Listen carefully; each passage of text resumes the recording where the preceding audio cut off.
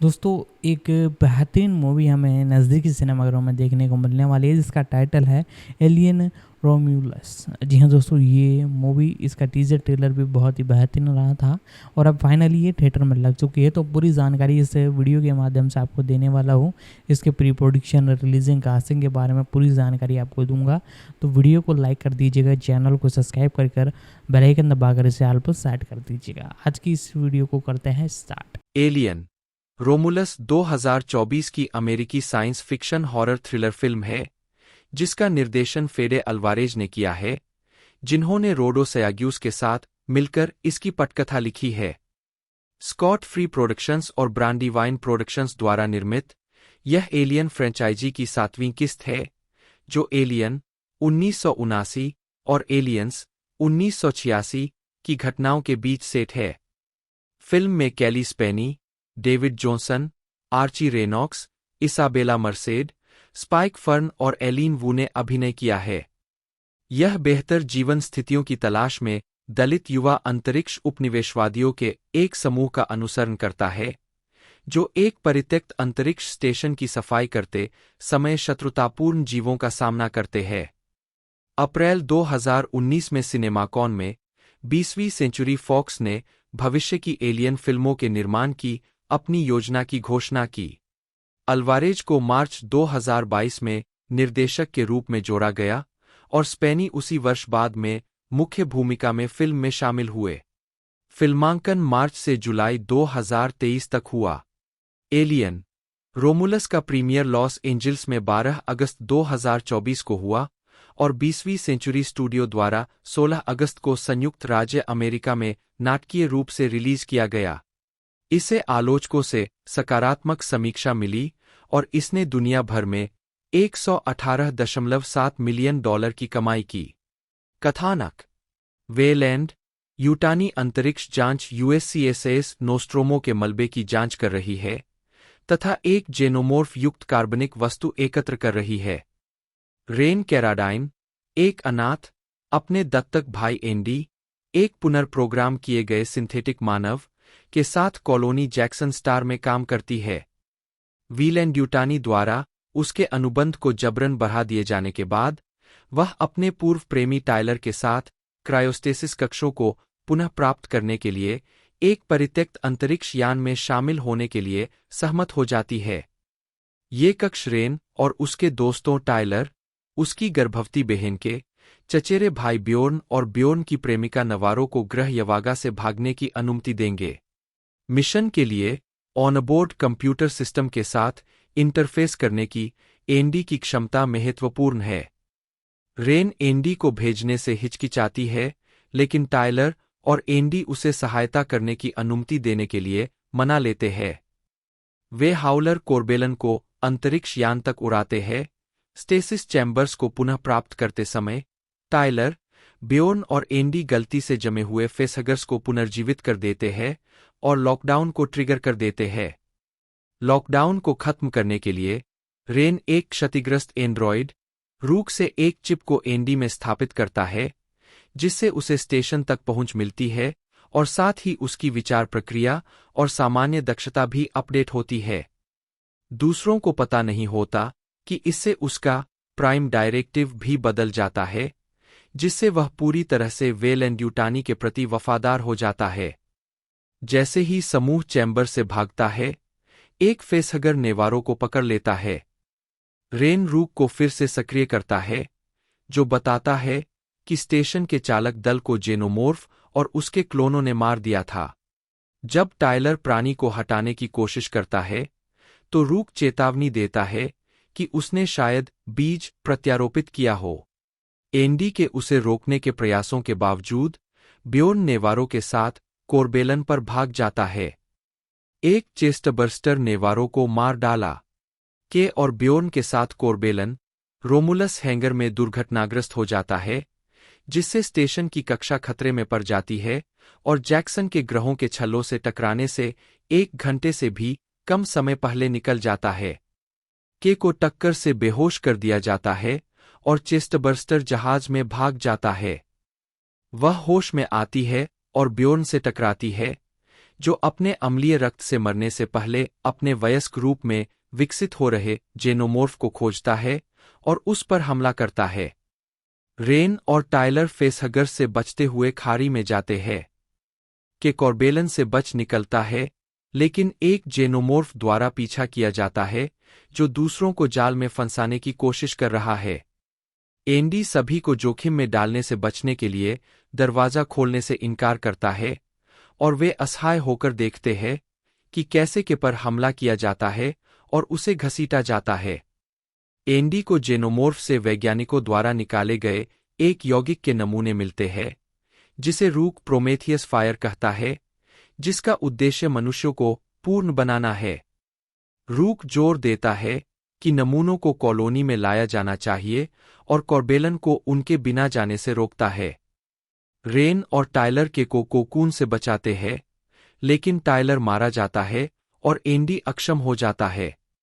बुरी तरह से घायल के भागने के दौरान खुद को यौगिक के साथ इंजेक्ट करती है। रेन रोमुलस में लौटता है, नियंत्रण चिप को हटाकर एंडी की मदद करता है। इस प्रकार रेन के प्रति अपनी वफादारी वापस करता है और जेनोमॉर्फ को गोली मारने के लिए जहाज के गुरुत्वाकर्षण को निष्क्रिय कर देता है, जबकि उनका खून पतवार से दूर रहता है। स्टेशन के रिंगों से टकराने और रूक को नष्ट करने से ठीक पहले वे कोर्बेलन में वापस आ जाते हैं। जब रेन और एंडी यवागा की यात्रा के लिए तैयार होते हैं, तो के, जो कि यौगिक इंजेक्शन से प्रभावित होती है, एक तेजी से बढ़ते मानव जेनोमॉर्फ संकर को जन्म देती है। संकर के को मार देता है और एंडी को घायल कर देता है, लेकिन रेन उस जीव को जैक्सन के छल्लों में बाहर निकालने में कामयाब हो जाती है। वह एंडी को एक कक्ष में रखती है और खुद को स्थिर करने से पहले यवागा में उनके अपेक्षित आगमन के बारे में एक लॉग रिकॉर्ड करती है। रालना कैली स्पेनी ने रेन की भूमिका निभाई। कैली स्पेनी रेन के रूप में एक अनाथ खनिक।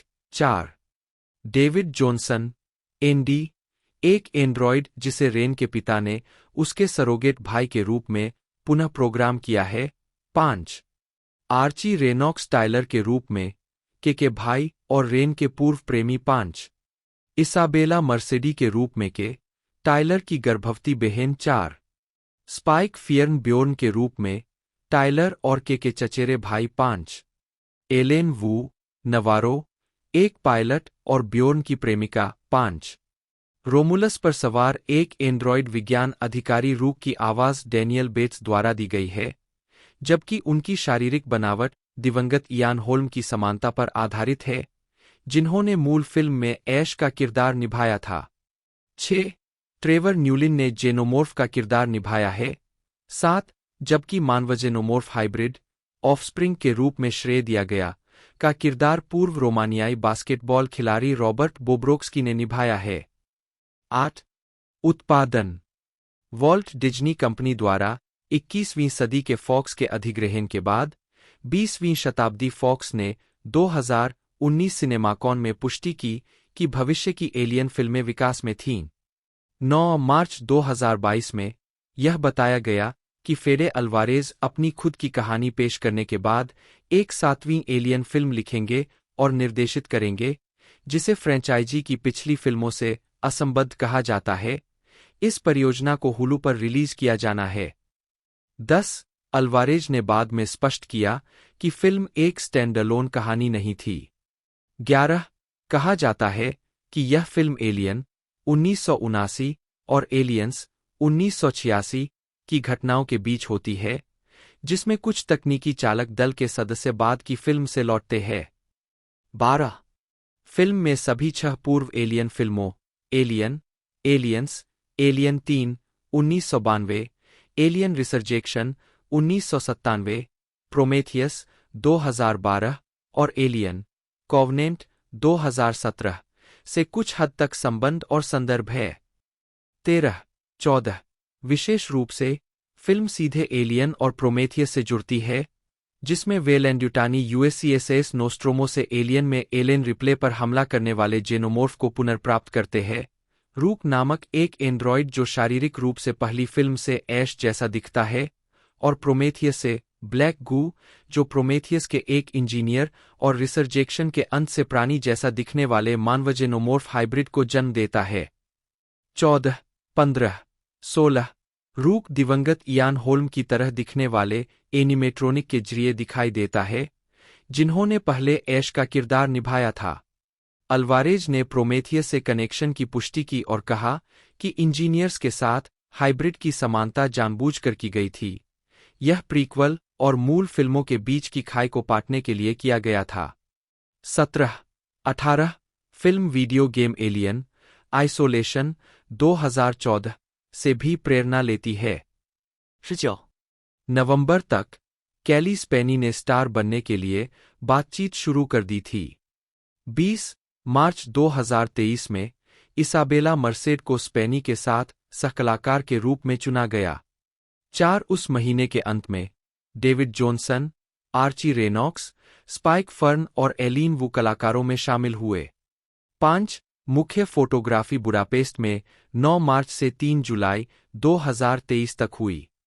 21, 22, 23 फिल्म को कालानुक्रमिक रूप से फिल्माया गया और व्यावहारिक प्रभावों का उपयोग किया गया। 24 अल्वारेज ने फिल्म के निर्माण के दौरान एलियन निर्देशक रिडले स्कॉट और एलियंस के निर्देशक जेम्स कैमरून से सलाह ली, जिन्होंने दोनों ने स्वीकृति व्यक्त की। 11 संगीत मुख्य लेख Alien Romulus sound track score Benjamin Wallfisch द्वारा रचित था। 25 स्कोर में जेरी गोल्डस्मिथ द्वारा रचित एलियन, जेम्स हॉर्नर द्वारा रचित एलियंस और मार्क स्ट्रेटेनफेल्ड द्वारा रचित प्रोमेथियस के विषय और संकेत शामिल है। 26 रिचर्ड वैगन की दास रिंगोल्ड से रचना entry of the gods into Valhalla, जिसे एलियन कॉवनेंट में प्रमुखता से दिखाया गया था, भी सुनाई देती है। 27 sound track album Hollywood records द्वारा 16 अगस्त को जारी किया गया था। 28 साउंड ट्रैक का एक विनाइल संस्करण, जिसमें 6 बोनस ट्रैक है, 15 नवंबर को रिलीज के लिए तैयार है। 29. विपणन डिज्नी ने चर्चा उत्पन्न करने के लिए तुरंत डिजिटल विज्ञापन बनाए। प्रारंभिक समीक्षाओं में तीसरे भाग को विभाजनकारी पाया गया, दर्शकों से अंत के बारे में स्पॉइलर सुनने से पहले फिल्म देखने का आग्रह करके। फिल्म एलियन ब्रांड पर निर्भर थी। 20 मार्च को पहले ट्रेलर ने 24 घंटे के भीतर लगभग 50 मिलियन व्यूज बटोरे। सिनेमा साझेदारी ने अनुकूलित भोजन, पेय पदार्थ और जीवनाकार के जेनोमोर्फ मूर्तियों की पेशकश की, जिन्हें सोशल मीडिया पर व्यापक रूप से साझा किया गया। इन उत्पादों में पॉपकॉर्न बकेट भी शामिल था, जो साल की शुरुआत में dune part 2 popcorn bucket meme देखे और डेडपूल और वुल्वरिन के बाद एक ट्रेंड का हिस्सा था। यह अभियान डिज्नी के प्लेटफार्मों पर भी विस्तारित हुआ, जिसमें ESPN स्पोर्ट्स सेंटर पर टेकओवर, FX पर एलियन मैराथन और हुलू और डिज्नी प्लस पर प्रमुख प्लेसमेंट शामिल थे।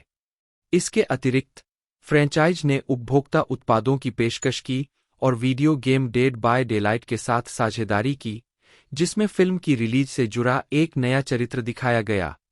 डेडलाइन हॉलीवुड के अनुसार मार्केटिंग प्रयासों ने अंतः फ्रेंचाइज की विरासत को भुनाया।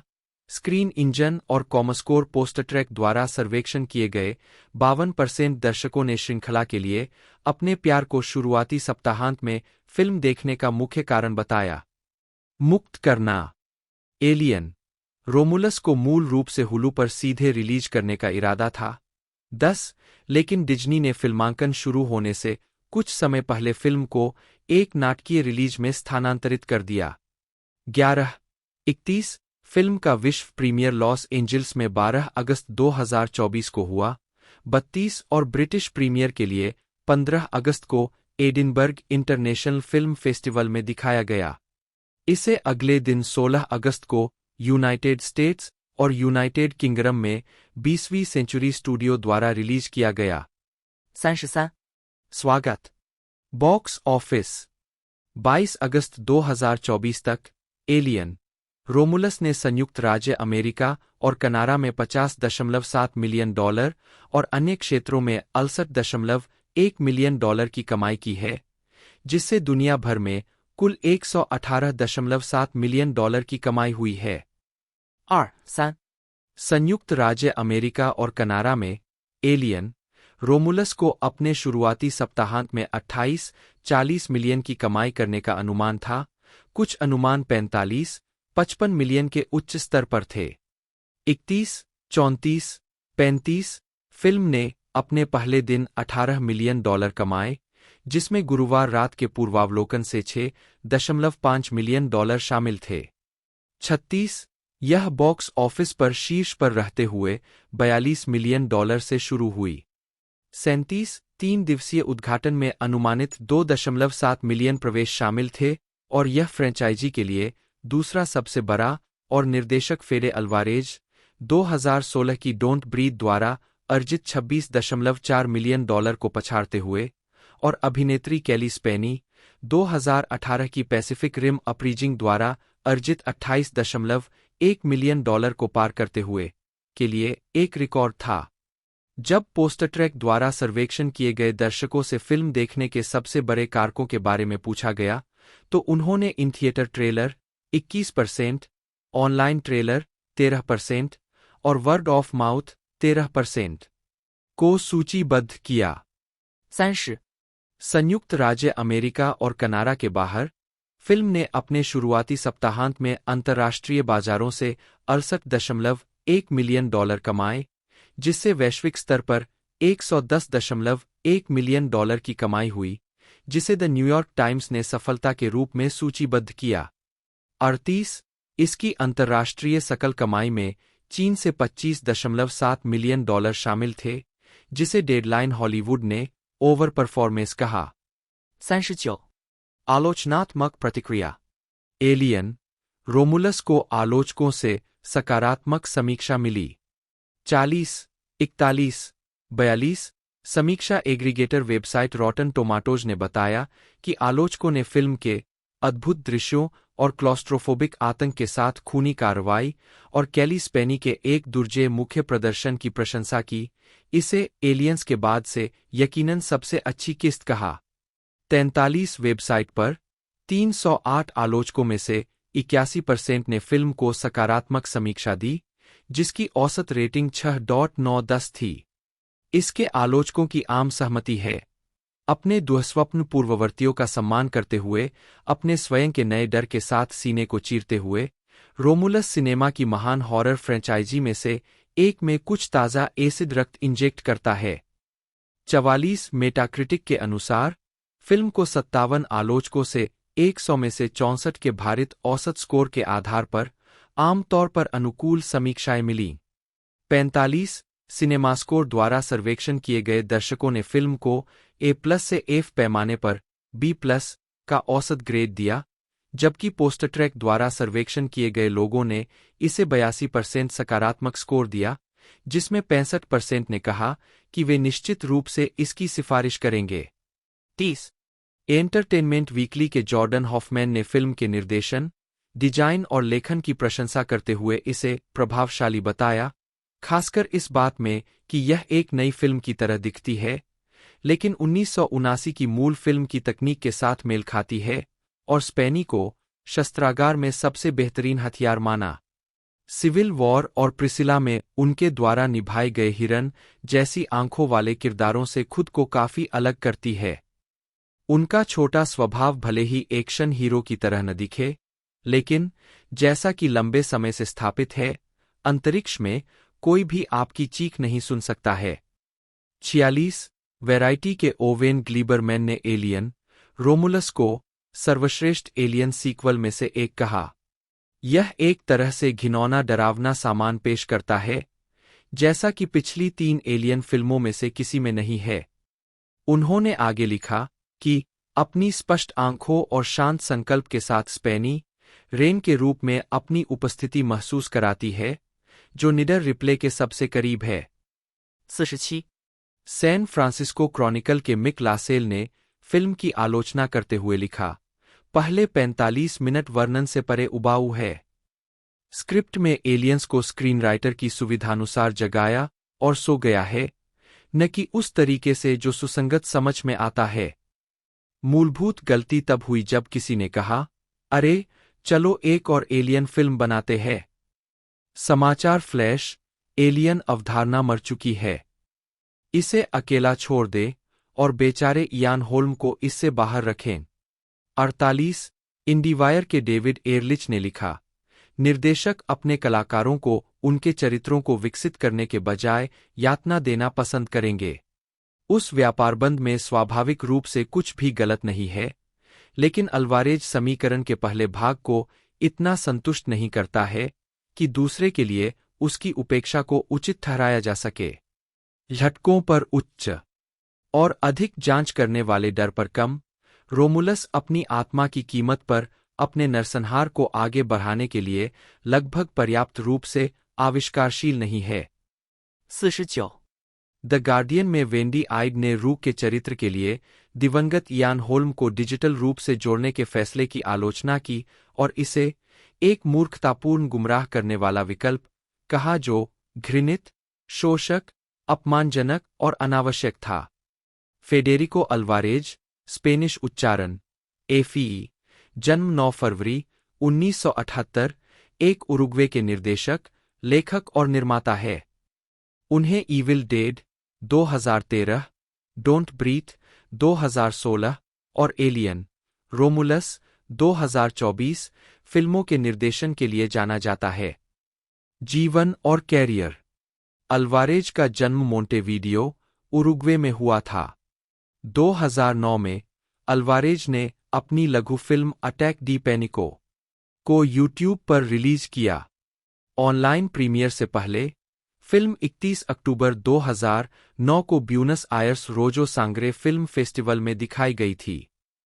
कुछ हफ्ते बाद अल्वारेज ने घोस्ट हाउस पिक्चर्स के साथ 30-40 मिलियन की एक साइंस फिक्शन फिल्म निर्देशित करने का सौदा किया। 2 घोस्ट हाउस के साथ उनका पहला प्रोजेक्ट ईविल डेड रीमेक का निर्देशन और सहलेखन था। 3 ईविल डेड की रिलीज के बाद अल्वारेज ने कहा कि उन्हें बड़ी फ्रेंचाइजी करने का प्रलोभन था। 4 अल्वारेज ने बाद में खुलासा किया कि इस अवधि के दौरान उन्हें मार्वल स्टूडियो द्वारा एक अनिर्दिष्ट फिल्म निर्देशित करने के लिए संपर्क किया गया था, लेकिन उन्होंने यह महसूस करते हुए मना कर दिया कि उनका इस पर बहुत कम रचनात्मक नियंत्रण होगा। 5 2017 में अल्वारेज ने गुड यूनिवर्स के साथ मिलकर अपनी खुद की प्रोडक्शन कंपनी बैड होम्ब्रे की स्थापना की। 6 अल्वारेज ने the girl in the spider web का निर्देशन किया, जो इसी नाम के उपन्यास पर आधारित अंग्रेजी भाषा की the girl with the dragon tattoo series का रीबूट है। फिल्म में 2011 की फिल्म की तुलना में पूरी तरह से नए कलाकार थे और यह 9 नवंबर 2018 को रिलीज हुई थी।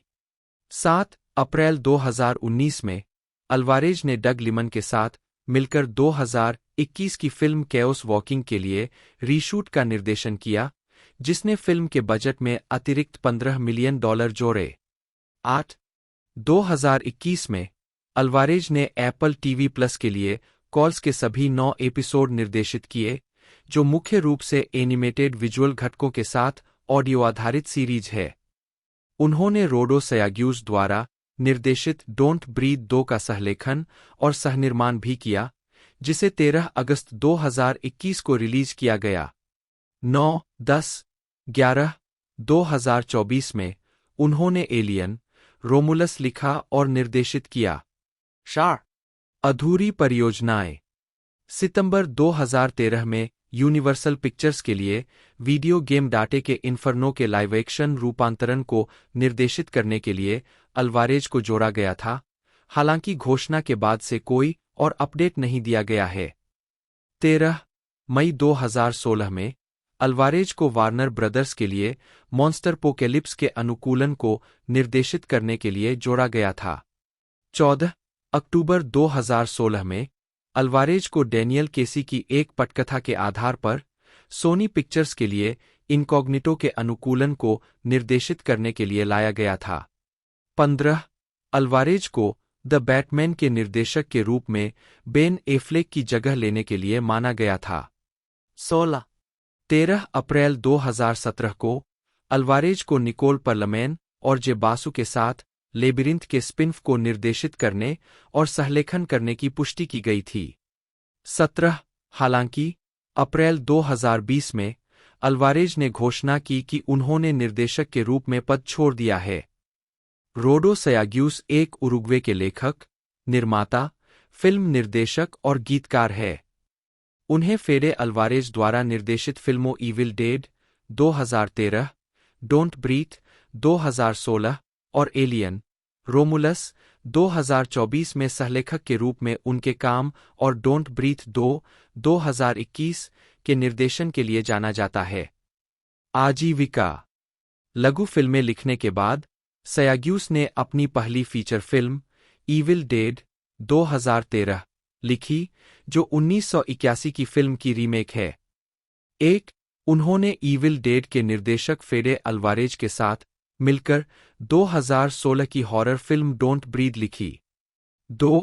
3 मई 2016 को वार्नर ब्रदर्स ने मॉन्स्टरपोकेलिप्स की पटकथा का सहलेखन करने के लिए सयाग्यूस और अल्वारेज को काम पर रखा।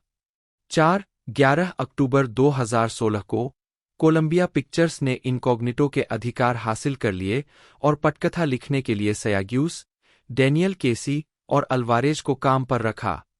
5 जुलाई 2017। 7 नवंबर 2018 में सयाग्यूस और अल्वारेज को उनकी 2013 की फिल्म इविल डेड के सीक्वल का सहलेखन करने के लिए बोर्ड पर लाया गया था। 8-9 सितंबर 2019 में सयाग्यूस और अल्वारेज को 2022 के टेक्सास चेनसॉ नरसंहार सीक्वल का सहलेखन करने के लिए काम पर रखा गया था। 11 जनवरी 2020 में सयाग्यूस को सीक्वल डोंट ब्रीथ 2 का निर्देशन और सहलेखन करने के लिए काम पर रखा गया, जिससे उनका निर्देशन में पदार्पण हुआ। 12 यह फिल्म 13 अगस्त 2021 को रिलीज हुई थी। 13 अप्रैल 2020 में सयाग्यूस ने लायंसगेट जॉम्बी फिल्म 16 स्टेट्स का निर्माण करने के लिए हस्ताक्षर किए। 14 मार्च 2023 में यह घोषणा की गई कि सयाग्यूस और अल्वारेज एलियन रोमुलस 2024 का सहलेखन करेंगे। Show filmography. लघु फिल्म। वर्ष, शीर्षक, लेखक, निर्माता, नोट्स, संदर्भ 2005 एल कोजोनुडो हाहा सोहर 2009 पेनिको हमले हाँ नहीं अभिनेता भी भूमिका फोन पर बैठा व्यक्ति 17 फीचर फिल्म। वर्ष, शीर्षक, निदेशक, लेखक, सहनिर्माता, नोट्स, संदर्भ 2013 इवल डेड नहीं हाँ नहीं बेबी लिटिल बेबी गीत के भी लेखक।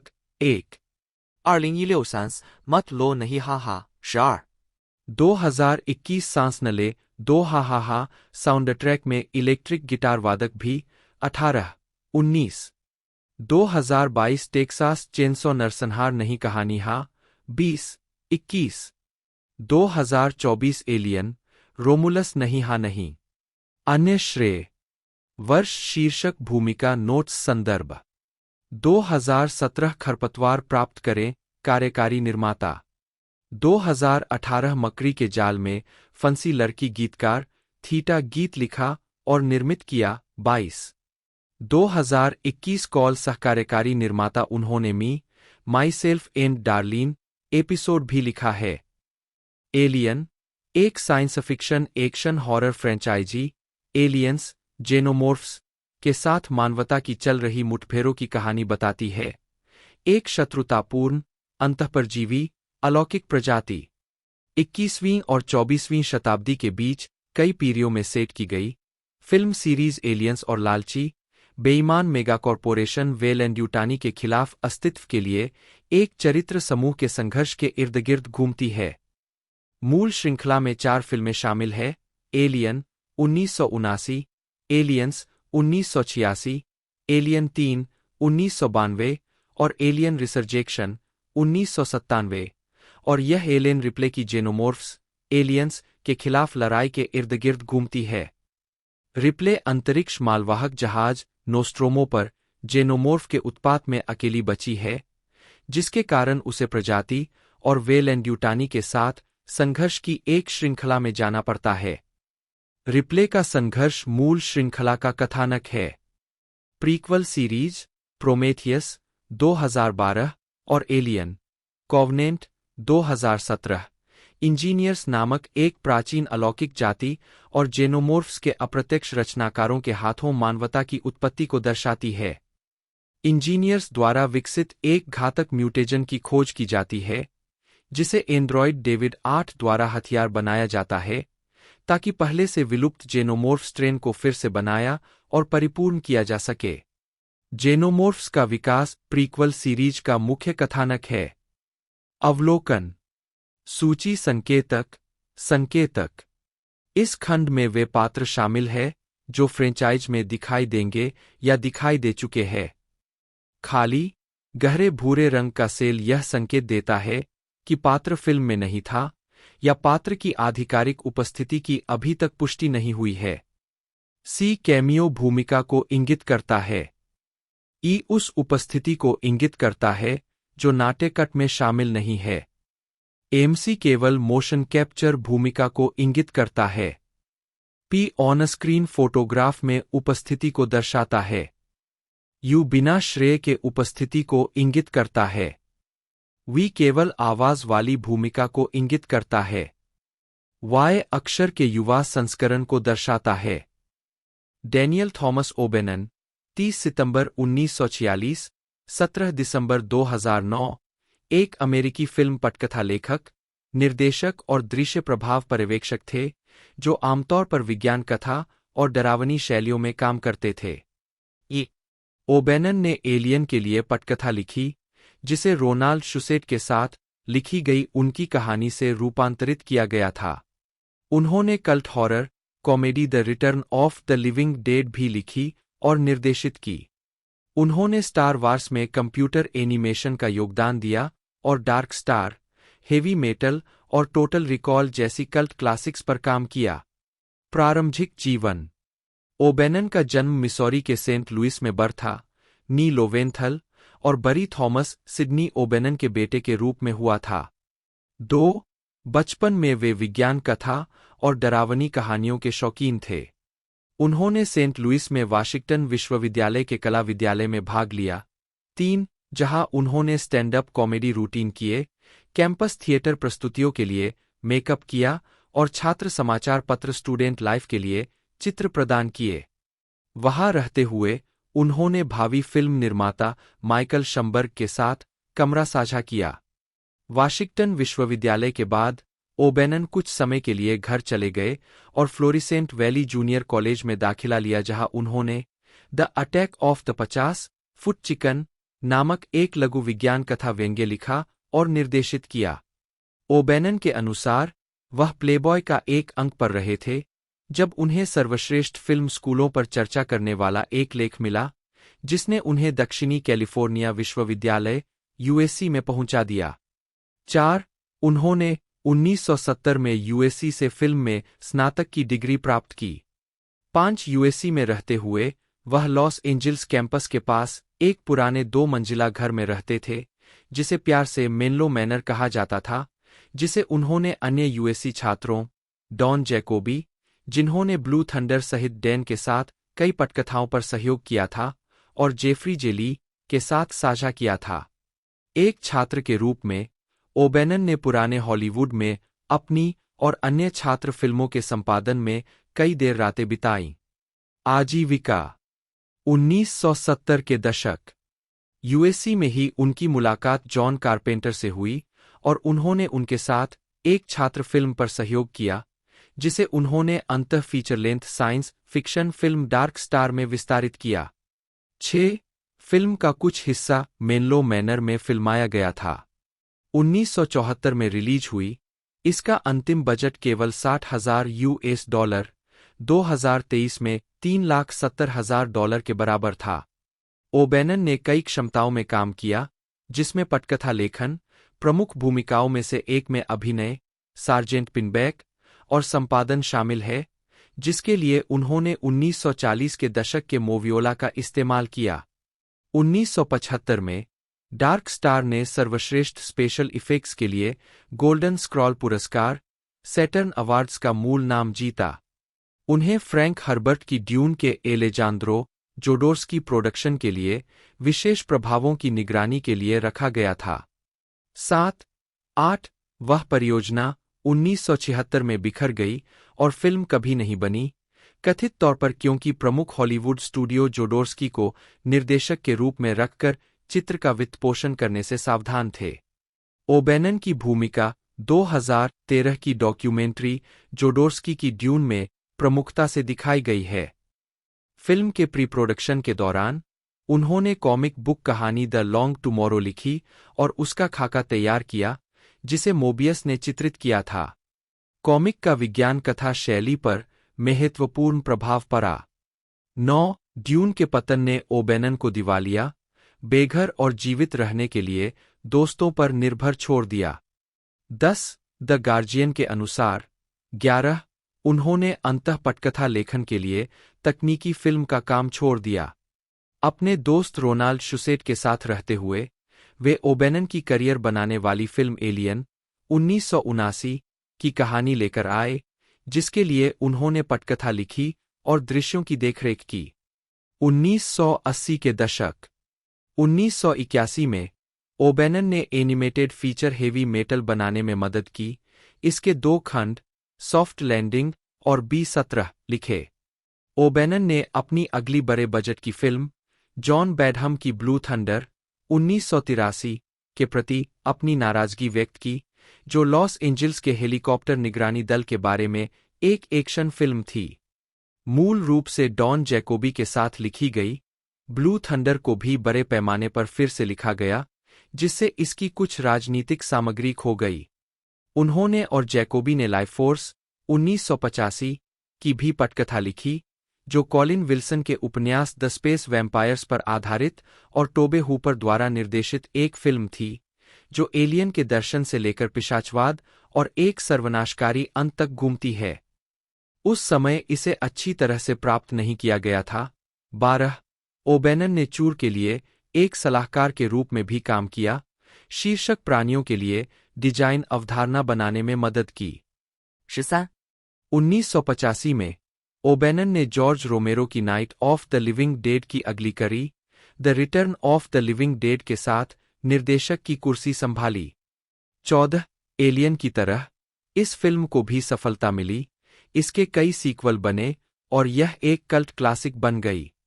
उस वर्ष उन्हें इंकपॉट पुरस्कार से सम्मानित किया गया। 1990 के दशक 1990 में ओबेनन और शुसेट ने टोटल रिकॉल पर फिर से लेखकों के रूप में टीम बनाई, जो फिलिप के डिक की लघु कहानी We Can Remember It for You Wholesale का रूपांतरण था। 16 यह एक ऐसा प्रोजेक्ट था जिस पर दोनों एलियन पर सहयोग करने के बाद से काम कर रहे थे। शेरोन स्टोन और अर्नोल्ड श्वार्ज़नेगर की कास्ट के साथ टोटल रिकॉल ने $100 मिलियन से अधिक की कमाई की। इससे पहले इस जोड़ी द्वारा लिखित हीमोग्लोबिन नामक पटकथा को कम बजट वाली फीचर फिल्म ब्लीडर्स 1997 के रूप में भी निर्मित किया गया था। ओबेनन की दूसरी निर्देशित फिल्म द रिसरेक्टेड 1991 एक कम बजट की हॉरर फिल्म थी, जिसे सीधे वीडियो पर रिलीज किया गया था। HP लवक्राफ्ट के लेखन पर आधारित, यह एक परिवार के प्राचीन अनुष्ठानों पर केंद्रित थी जो मृतकों को जगाते हैं। 1995 में ओबेनन को फिलिप के डिक की कहानी सेकंड वैरायटी पर आधारित विज्ञानफाई फिल्म स्क्रीमर्स के लिए सहलेखन का श्रेय मिला। उन्होंने 1980 के दशक की शुरुआत में माइकल कैंपस के साथ पटकथा का प्रारंभिक संस्करण लिखा था। 17 负2000 2001 में ओबेनन चैपमैन यूनिवर्सिटी के Dodge College of Film and Media Arts में फिल्म निर्माता इन रेजिडेंस थे। 18 ओबेनन और शुसेट को 2004 की साइंस फिक्शन फिल्म एलियन बनाम प्रीडेटर, जो एलियन की प्रीक्वल थी, के लेखक के रूप में श्रेय दिया गया था।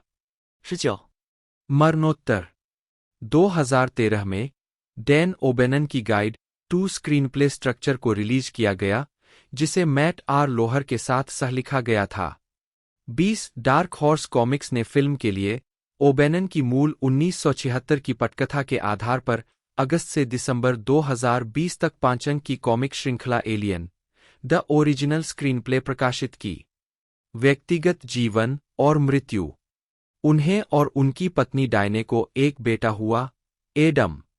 21 ओबेनन की मृत्यु 17 दिसंबर 2009 को लॉस एंजिल्स में क्रोहन रोग की जटिलताओं से हुई। 22 उन्होंने एलियन के छाती फटने वाले दृश्य को प्रेरित करने के लिए क्रोहन के साथ अपने अनुभवों को श्रेय दिया। रोनाल्ड शुसेट, जन्म जून 1935, एक अमेरिकी पटकथा लेखक और फिल्म निर्माता है, जो विज्ञान कथा और हॉरर फिल्म शैलियों में अपने काम के लिए जाने जाते हैं। सहलेखक डैन ओबेनन के साथ वह एलियन फिल्म फ्रेंचाइज के निर्माता है। ये प्रारंभिक जीवन और शिक्षा। शुसेट का जन्म पिट्सबर्ग, पेंसिल्वेनिया में हुआ था, लेकिन 3 साल की उम्र से ही उनका लालन पालन लॉस एंजिल्स में हुआ। उनके भाई Gary Shusett Sherwood Oaks film school के संस्थापक है। शुसेट ने कैलिफोर्निया विश्वविद्यालय, लॉस एंजिल्स में नाटक का अध्ययन किया और शुरुआत में एक नाटककार के रूप में काम किया। वह अल्फ्रेड हिचकॉक को अपनी प्रमुख प्रेरणा मानते हैं। ये आजीविका। 1974 में शुसेट की मनोवैज्ञानिक थ्रिलर पटकथा डब्ल्यू को बिंग क्रॉस्बी प्रोडक्शंस द्वारा रिचर्ड क्वीन द्वारा निर्देशित और ट्विगी अभिनीत एक फिल्म में बनाया गया था।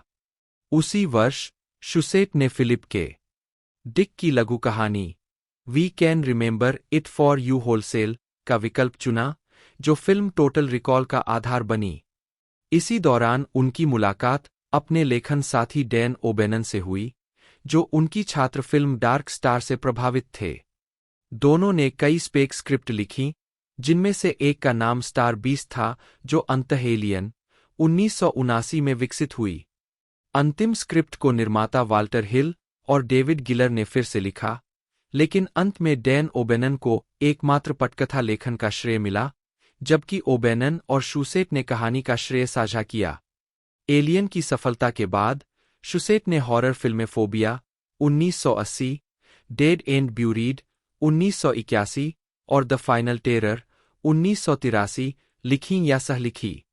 दशक के दौरान उन्होंने स्टीवन प्रेसफील्ड के साथ एक नई लेखन साझेदारी बनाई। 2 साथ में उन्होंने राक्षस साहसिक film King Kong Lives 1986, Steven Seagal film Above the Law 1988 और science fiction action film Freejack 1992 लिखीं। वे सीगल की अगली फिल्म हार्ड टू किल 1990 के अनक्रेडिटेड स्क्रिप्ट डॉक्टर थे। शुसेट डैन ओबेनन के साथ 1990 की Arnold Schwarzenegger film total recall के लेखक और निर्माता थे, एक परियोजना जिसे उन्होंने 16 साल पहले शुरू किया था। उन्होंने फिलिप के डिक की लघु कहानी द माइनॉरिटी रिपोर्ट पर आधारित एक सीक्वल फिल्म लिखना शुरू किया, जो अंततः 2002 की स्टैंडअलोन फिल्म माइनॉरिटी रिपोर्ट बन गई। शुसेट को एक कार्यकारी निर्माता का श्रेय मिला। शुसेट और ओबेनन को एलियन बनाम प्रीडेटर के लिए कहानी क्रेडिट प्राप्त हुआ, क्योंकि फिल्म में उनके मूल 1979 पटकथा से अप्रयुक्त तत्व शामिल थे। 5 उन्हें टोटल रिकॉल के 2012 रीमेक के लिए भी कहानी क्रेडिट मिला। फिल्मोग्राफी। सर रिडले स्कॉट जीबीई, जन्म 30 नवंबर 1937, एक अंग्रेजी फिल्म निर्माता है। उन्हें विज्ञान कथा, अपराध और ऐतिहासिक नाटक शैलियों में फिल्मों का निर्देशन करने के लिए जाना जाता है। उनका काम इसके वायुमंडलीय और अत्यधिक केंद्रित दृश्य शैली के लिए जाना जाता है। 1, 2, 3 वह सबसे ज्यादा कमाई करने वाले निर्देशकों में शुमार है और उन्हें कई पुरस्कार मिले हैं, जिनमें 2018 में लाइफटाइम अचीवमेंट के लिए BAFTA fellowship, 2 prime time Emmy award और 1 गोल्डन ग्लोब अवार्ड शामिल है। 4 उन्हें 2003 में क्वीन एलिजाबेथ द्वितीय द्वारा नाइट की उपाधि दी गई थी। 5 और 2024 में किंग चार्ल्स III द्वारा नाइट ग्रैंड क्रॉस नियुक्त किया गया था। 6 लंदन के रॉयल कॉलेज ऑफ आर्ट के पूर्व छात्र स्कॉट ने विज्ञापनों के निर्देशक के रूप में विज्ञापन में जाने से पहले एक डिजाइनर और निर्देशक के रूप में टेलीविजन में अपना करियर शुरू किया। उन्होंने द ड्यूलिस्ट्स 1977 के साथ अपनी फिल्म निर्देशन की शुरुआत की और अपनी अगली फिल्म एलियन 1979 से व्यापक पहचान हासिल की।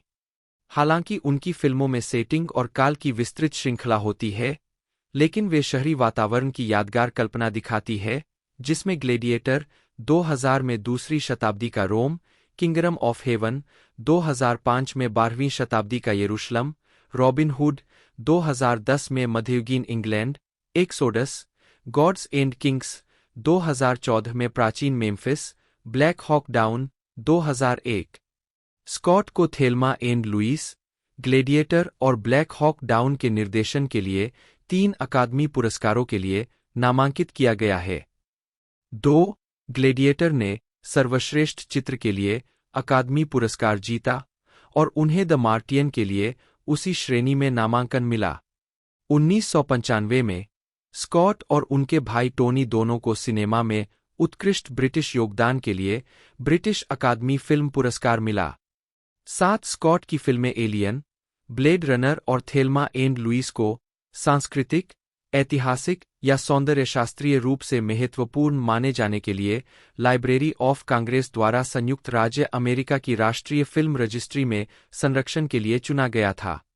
2004 के बीबीसी पोल में स्कॉट को ब्रिटिश संस्कृति के सबसे प्रभावशाली लोगों की सूची में 10वें स्थान पर रखा गया था। उन्होंने 2 बार पुरस्कार जीता। HBO film the gathering storm 2002 के लिए उत्कृष्ट टेलीविजन फिल्म और हिस्ट्री चैनल के गेटिसबर्ग 2011 के लिए उत्कृष्ट वृत्तचित्र या नॉनफिक्शन स्पेशल के लिए। 9 उन्हें RKO 281 1999, द एंड्रोमेडा स्ट्रेन 2008 और the pillars of the earth 2010 के लिए एमी नामांकित किया गया था। प्रारंभिक जीवन और शिक्षा। मेरी मां ने 3 लड़कों को पाला। मेरे पिता सेना में थे और इसलिए वे अक्सर बाहर रहते थे। युद्ध के दौरान और युद्ध के बाद हम उनके पीछे पीछे यात्रा करते थे, इसलिए मेरी मां ही बॉस थीं। उन्होंने कानून बनाए और कानून ही ईश्वर था। हमने बस कहा, हाँ ठीक है, हमने बहस नहीं की। मुझे लगता है कि यहीं से सम्मान आया है, क्योंकि वह सख्त थीं। अपने काम में मजबूत महिला पात्रों के समर्थक, स्कॉट अपनी मां एलिजाबेथ को अपनी पहली महिला रोल मॉडल मानते हैं। 11 स्कॉट का जन्म 30 नवंबर 1937 को साउथ शील्ड्स में फ्रांसिस फ्रैंक पर्सी स्कॉट के घर हुआ था, जो न्यूकैसल स्थित एक वाणिज्यिक शिपिंग व्यवसाय में भागीदार थे, जिन्होंने द्वितीय विश्व युद्ध के दौरान रॉयल इंजीनियर्स में कर्नल के रूप में काम किया था, और उनकी पत्नी एलिजाबेथ नी विलियम्स एक खनिक की बेटी थीं। 13 उनके दादा डिक्सन स्कॉट सिनेमा श्रृंखला के अग्रणी थे और उन्होंने टाइनसाइड के आसपास कई सिनेमाघर खोले थे। उनका एक सिनेमा, टाइनसाइड सिनेमा, अभी भी न्यूकैसल में चल रहा है और यह यूके में आखिरी बचा हुआ न्यूज़रील सिनेमा है। 14. द्वितीय विश्व युद्ध शुरू होने से 2 साल पहले जन्मे स्कॉट का लालन पालन एक सैन्य परिवार में हुआ था। उनके पिता रॉयल इंजीनियर्स में एक वरिष्ठ अधिकारी के रूप में अपने शुरुआती जीवन के अधिकांश समय अनुपस्थित रहे। उनके बड़े भाई फ्रैंक, जब वे अभी भी छोटे थे, तब मर्चेंट नेवी में शामिल हो गए और दोनों के बीच बहुत कम संपर्क था। 15 इस दौरान परिवार इधर-उधर घूमता रहा। वे वेल्स और जर्मनी के अलावा कम्बरलैंड के साथ-साथ इंग्लैंड के अन्य क्षेत्रों में भी रहे, जहां कर्नल स्कॉट युद्ध के बाद के मित्र नियंत्रण परिषद का हिस्सा थे। 16 युद्ध के बाद स्कॉट परिवार काउंटी डरहम वापस चला गया और अंततः टेसाइड में बस गया। विज्ञान कथाओं में उनकी रुचि एक बच्चे के रूप में H.G. वेल्स के उपन्यासों को पढ़ने से शुरू हुई। 17 वे साइंस फिक्शन फिल्मों जैसे it, the terror from beyond space, the day the earth stood still और देम से भी प्रभावित थे।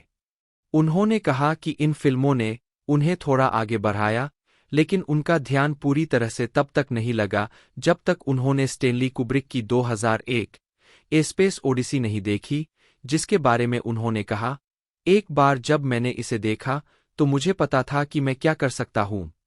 17 वे स्टॉकटन ऑन टीज में ग्रेंजफील्ड ग्रामर स्कूल गए और वेस्ट हार्टलपूल कॉलेज ऑफ आर्ट से डिजाइन में डिप्लोमा प्राप्त किया। 18 वेस्ट हार्टलपूल में औद्योगिक परिदृश्य बाद में ब्लेड रनर में दृश्यों को प्रेरित करेगा, जिसमें स्कॉट ने कहा, वेस्ट हार्टलपूल के नज़दीक स्टील वर्क्स थे, इसलिए हर दिन मैं उनके बीच से गुजरता था और सोचता था कि वे शानदार, सुंदर है, सर्दी या गर्मी, और यह जितना अधिक अंधेरा और अशुभ होता गया, उतना ही दिलचस्प होता गया। 19 मैं हर दिन कला विद्यालय में सीखी गई हर चीज का उपयोग करता हूँ। यह सब सफेद कागज, कलम और ड्राइंग के बारे में है। स्कॉट अपनी फिल्मों के दृश्यों को डिजाइन करने में रॉयल कॉलेज ऑफ आर्ट के प्रभाव के बारे में बात करते हुए 20 स्कॉट ने लंदन में रॉयल कॉलेज ऑफ आर्ट में अध्ययन किया, कॉलेज पत्रिका आर्ट में योगदान दिया और कॉलेज के फिल्म विभाग की स्थापना में मदद की। अपने अंतिम शो के लिए उन्होंने एक black and white short film boy and bicycle बनाई, जिसमें उनके छोटे भाई और उनके पिता दोनों ने अभिनय किया। फिल्म को बाद में द ड्यूलिस्ट्स डीवीडी के एक्स्ट्रा सेक्शन में रिलीज किया गया। फरवरी 1963 में स्कॉट को बीबीसी टेलीविजन कार्यक्रम टुनाइट के लिए डिजाइनर के रूप में शीर्षक क्रेडिट में नामित किया गया था। 1963 में स्नातक होने के बाद उन्होंने बीबीसी के साथ एक प्रशिक्षु सेट डिजाइनर के रूप में नौकरी हासिल की, जिससे उन्हें लोकप्रिय टेलीविजन पुलिस श्रृंखला जेडकार और विज्ञान कथा श्रृंखला आउट ऑफ द अननोन पर काम करने का मौका मिला। उन्हें मूल रूप से दूसरे डॉक्टर हू धारावाहिक द डेल्क्स को डिजाइन करने के लिए नियुक्त किया गया था, जिसमें धारावाहिक के नामांकित विदेशी प्राणियों को साकार करना शामिल था। काम शुरू करने से कुछ समय पहले शेड्यूल संघर्ष का मतलब था कि उन्हें रेमंड क्यूसिक द्वारा बदल दिया गया था। 1965 में उन्होंने बीबीसी के लिए टेलीविजन श्रृंखला के एपिसोड निर्देशित करना शुरू किया, जिनमें से केवल एक एडम एडमंट लाइव्स का एक एपिसोड व्यावसायिक रूप से उपलब्ध है। 22 डोरसेट के शाफ्टसबरी में गोल्ड हिल, जहां स्कॉट ने 1973 में होविस टेलीविजन विज्ञापन का फिल्मांकन किया था। 1968 में रिडले और उनके छोटे भाई टोनी स्कॉट, जो आगे चलकर एक फिल्म निर्देशक भी बने, 23 ने रिडले स्कॉट एसोसिएट्स आरएसए की स्थापना की, जो एक फिल्म और वाणिज्यिक उत्पादन कंपनी थी। 24 एलन पार्कर, ह्यूग हडसन और छायाकार ह्यूग जॉनसन के साथ काम करते हुए रिडले स्कॉट ने 1970 के दशक के दौरान आरएसए में कई विज्ञापन बनाए, जिनमें 1973 का होविस ब्रेड विज्ञापन, बाइक राउंड, ब्रास के लिए पुनर्व्यवस्थित ड्वोरक की न्यू वर्ल्ड सिम्फनी की धीमी गति से रेखांकित गोल्ड हिल, शाफ्टसबरी, डोरसेट में फिल्माया गया था। 25 एक नॉस्टेल्जिया थीम वाला टेलीविजन विज्ञापन जिसने सार्वजनिक कल्पना पर कब्जा कर लिया, इसे 2006 के एक सर्वेक्षण में यूके का पसंदीदा विज्ञापन चुना गया। 26 27 1970 के दशक में चैनल नंबर 5 ब्रांड को पुनर्जीवित करने की आवश्यकता थी, क्योंकि इसे बड़े पैमाने पर बाजार और पुराने ब्रांड के रूप में लेबल किए जाने का जोखिम था। 28 1970 और 1980 के दशक में स्कॉट द्वारा निर्देशित चैनल टेलीविजन विज्ञापन आविष्कारशील मिनी फिल्में थीं, जिनमें अत्यथार्थवादी कल्पना और प्रलोभन के उत्पादन मूल्य थे, जो बोतल के समान सिलहूट के साथ एक ही दृश्य कल्पना पर आधारित थे। 28 स्कॉट परिवार के 5 सदस्य निर्देशक हैं और सभी ने आरएसए के लिए काम किया है। 29 उनके भाई टोनी एक सफल फिल्म निर्देशक थे, जिनका करियर 2 दशकों से अधिक समय तक चला। उनके बेटे जेक और ल्यूक दोनों ही विज्ञापनों के प्रशंसित निर्देशक हैं, जैसा कि उनकी बेटी जॉर्डन स्कॉट है। जेक और जॉर्डन दोनों लॉस एंजिल्स से काम करते हैं, ल्यूक लंदन में रहते हैं। 1995 में शेपरटन स्टूडियो को रिडले और टोनी स्कॉट की अध्यक्षता वाले एक संघ द्वारा खरीदा गया था, जिसने स्टूडियो का बड़े पैमाने पर नवीनीकरण किया और साथ ही इसके मैदानों का विस्तार और सुधार भी किया। आजीविका 1970 का दशक, द ड्यूलिस्ट्स, एलियन। द ड्यूलिस्ट्स 1977 ने निर्देशक के रूप में रिडले स्कॉट की पहली फीचर फिल्म को चिह्नित किया। महाद्वीपीय यूरोप में फिल्माई गई, इसे कान फिल्म समारोह में मुख्य पुरस्कार के लिए नामांकित किया गया था और सर्वश्रेष्ठ डेब्यू फिल्म का पुरस्कार जीता। द ड्यूलिस्ट्स का अंतर्राष्ट्रीय स्तर पर सीमित व्यावसायिक प्रभाव था। जोसेफ कॉनराड की लघु कहानी द ड्यूल पर आधारित और नेपोलियन युद्धों के दौरान सेट की गई। यह दो फ्रांसीसी हुसार अधिकारियों, डिह्यूबर्ट और फेराउड, कीथ कैराडाइन और हार्वे कीटल का अनुसरण करती है, जिनका झगड़ा शुरू में एक छोटी सी घटना पर 15 साल तक चलने वाले कड़वे विस्तारित झगड़े में बदल जाता है, जो उस बड़े संघर्ष से जुड़ा होता है जो इसकी पृष्ठभूमि प्रदान करता है। फिल्म को नेपोलियन की वर्दी और सैन्य आचरण का ऐतिहासिक रूप से प्रामाणिक चित्रण प्रदान करने के लिए सराहा गया है। 31-32 ब्लूरे पर फिल्म की 2013 की रिलीज स्कॉट पर विद्वानों के निबंधों के संग्रह में फिल्म पर एक निबंध के प्रकाशन के साथ हुई। 33, स्कॉट ने मूल रूप से ट्रिस्टन और इसेल्ट के एक संस्करण को अनुकूलित करने की योजना बनाई थी, लेकिन स्टार वार्स देखने के बाद वह बड़े पैमाने पर प्रभावचालित फिल्मों की क्षमता के बारे में आश्वस्त हो गए। उन्होंने 1979 की horror science fiction film alien के निर्देशन का काम स्वीकार किया, जिसने उन्हें अंतर्राष्ट्रीय सफलता दिलाई। स्कॉट ने एलेन रिप्ले को मानक पुरुष एक्शन नायक से नायिका में बदलने का निर्णय लिया। 34 रिप्ले, सिगोर्नी वीवर द्वारा अभिनीत, जो पहली 4 एलियन फिल्मों में दिखाई दी, एक सिनेमाई आइकन बन गईं। 34 जॉन हर्ट के चरित्र के अंतिम दृश्य को कई प्रकाशनों ने सिनेमाई इतिहास में सबसे यादगार दृश्यों में से एक बताया है। 35 इंग्लैंड के शेपर्टन स्टूडियो में फिल्माई गई एलियन उस समय प्रमोशनल इंटरव्यू में स्कॉट ने संकेत दिया था कि वे एलियन फ्रेंचाइज में 5वीं फिल्म बनाने के लिए चर्चा कर रहे थे। हालांकि 2006 के एक इंटरव्यू में स्कॉट ने टिप्पणी की कि वे एलियन द डायरेक्टर्स कट से नाखुश थे। उन्हें लगा कि मूल फिल्म काफी दोषरहित थी और इसमें किए गए बदलाव केवल एक मार्केटिंग टूल थे।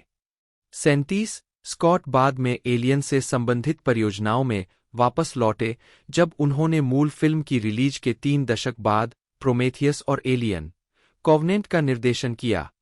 38, 1980 का दशक, ब्लेड रनर और अन्य फिल्में। स्टार वार्स के अलावा कोई भी विज्ञानकथा जगत सिनेमाई चेतना में ब्लेड रनर से अधिक गहराई से अंकित नहीं हुआ है। रिडले स्कॉट की 1982 की निर्णायक नियोनोयर ने बारिश से भीगी खिड़कियों और एनिमेटेड नियॉन बिलबोर्ड से सजी छायादार इमारतों का एक विसर्जित करने वाला डायस्टोपिया पेश किया, जहां अंतहीन रात में उड़ने वाली कारें गुनगुनाती है। Eric Kohn, IndieWire, 2017। 39, ड्यून के फिल्म रूपांतरण पर 1 साल काम करने के बाद और अपने भाई फ्रैंक की अचानक मृत्यु के बाद, स्कॉट ने फिलिप के डिक के उपन्यास do androids dream of electric sheep के फिल्म संस्करण का निर्देशन करने के लिए हस्ताक्षर किए। ब्लेड रनर नाम से पुनः शीर्षक और हैरिसन फोर्ड अभिनीत, यह फिल्म 1982 में सिनेमाघरों में एक व्यावसायिक निराशा थी, लेकिन अब इसे एक क्लासिक माना जाता है। 41 1991 में स्कॉट के नोट्स का उपयोग वार्नर ब्रदर्स द्वारा जल्दबाजी में निर्देशक के कट को बनाने के लिए किया गया था, जिसमें मुख्य चरित्र की आवाज को हटा दिया गया था और अंत सहित कई अन्य छोटे बदलाव किए गए थे। बाद में स्कॉट ने व्यक्तिगत रूप से ब्लेड रनर की डिजिटल बहाली की निगरानी की और द फाइनल कट कहलाने वाली चीज को मंजूरी दी। आज ब्लेड रनर को कई आलोचकों द्वारा अब तक की सबसे महत्वपूर्ण और प्रभावशाली विज्ञान कथा फिल्मों में से एक माना जाता है। 43 आंशिक रूप से भविष्य के शहर के दृश्य के इसके बहुत अधिक अनुकरणीय चित्रण के लिए धन्यवाद। 44 साइबरपंक शैली की शुरुआत करने के लिए इसे अक्सर विलियम गिब्सन के उपन्यास न्यूरोमैसर के साथ चर्चा में लाया जाता है। किंग्स कॉलेज लंदन में स्टेम सेल जीव विज्ञानी स्टीफन मिंजर कहते हैं, यह अपने समय और कहानी के पूरे आधार से बहुत आगे था। मानव होना क्या है और हम कौन है, हम कहाँ से आते हैं, ये सदियों पुराने सवाल है। 45 स्कॉट ने ब्लेड रनर को अपनी सबसे पूर्ण और व्यक्तिगत फिल्म के रूप में वर्णित किया है। 46、 1985 में स्कॉट ने लीजेंड का निर्देशन किया, जो अर्नोन मिल्चन द्वारा निर्मित एक फंतासी फिल्म थी। स्कॉट ने राजकुमारियों, इक्सिंगों और भूतों की दुनिया में स्थापित एक बार की बात है कहानी बनाने का फैसला किया, जिसका फिल्मांकन लगभग पूरी तरह से स्टूडियो के अंदर किया गया। स्कॉट ने टॉम क्रूज को फिल्म के नायक जैक के रूप में, मिया सारा को राजकुमारी लिली के रूप में और टिम करी को शैतान सींग वाले अंधेरे के भगवान के रूप में लिया। 47 स्कॉट ने बकिंघमशायर के पाइनवुड स्टूडियो में 007 स्टेज पर एक जंगल का सेट बनवाया था, जिसमें 60 फीट ऊंचे पेड़ और 30 फीट व्यास के तने थे।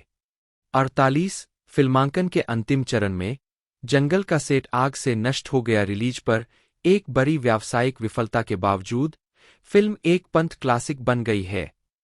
2002 के डायरेक्टर कट ने गोल्डस्मिथ के मूल स्कोर को बहाल किया। 49、 स्कॉट ने 1987 में टॉम बेरेंजर और मिमी रोजर्स अभिनीत romantic thriller Someone to Watch Over Me और माइकल डगलस और एंडी गार्सिया अभिनीत पुलिस ड्रामा ब्लैक रेन 1989 बनाई, जिसे आंशिक रूप से जापान में शूट किया गया था। बाद वाली फिल्म को बॉक्स ऑफिस पर बहुत अच्छी प्रतिक्रिया मिली। ब्लैक रेन स्कॉट के संगीतकार है जिमर के साथ 6 सहयोगों में से पहली थी। दोस्तों इसे इंडिया के अंदर अब रिलीज़ किया गया है, बाकी कई जगह इसे रिलीज़ कर दिया गया है। 12 अगस्त 2024 को लॉस एंजलिस में से रिलीज़ कर दिया गया था और 16 अगस्त 2024 को यूनाइटेड स्टेट में, और इंडिया के अंदर रिलीजिंग डेट है एक तरह से अभी शुक्रवार की ही एक तरह से रहने वाली है, एक तरह से सैटरडे, और साथ ही साथ सैटरडे संडे को फुल एक तरह से हिंदी में लॉन्च कर दी जाएगी। 2D 3D दोनों में देखने को मिलेगी। बाकी जो 3D है वो एक तरह से हमें शुक्रवार को सिर्फ देखने को मिलेगी और सैटरडे संडे को फिर हमें फुल एक तरह से जो देखने को मिल जाएगी। नॉर्मल जो वर्जन रहता है 2D वो हमें देखने को मिल जाएगा। बाकी इसे बनाया गया है 80 मिलियन के बजट के अंदर और फर्स्ट डे कलेक्शन इसका जो इंडिया में अब आने वाला है। बाकी और जगह का जो कलेक्शन है 133.8 मिलियन का है, जो कि बड़ा ही प्रॉफिटेबल है। और साथ ही साथ एक तो से रिकवरी भी इस मूवी ने अच्छी खासी कर ली है, तो ये हिट तो हो चुकी है। बाकी अब OTT का इंतज़ार है और आप में से कितने लोग इसे देखने जा रहे हैं सिनेमा हॉल्स में, नीचे कमेंट कर दीजिएगा। आज की इस वीडियो में इतना ही दोस्तों, मिलते हैं अगले वीडियो में।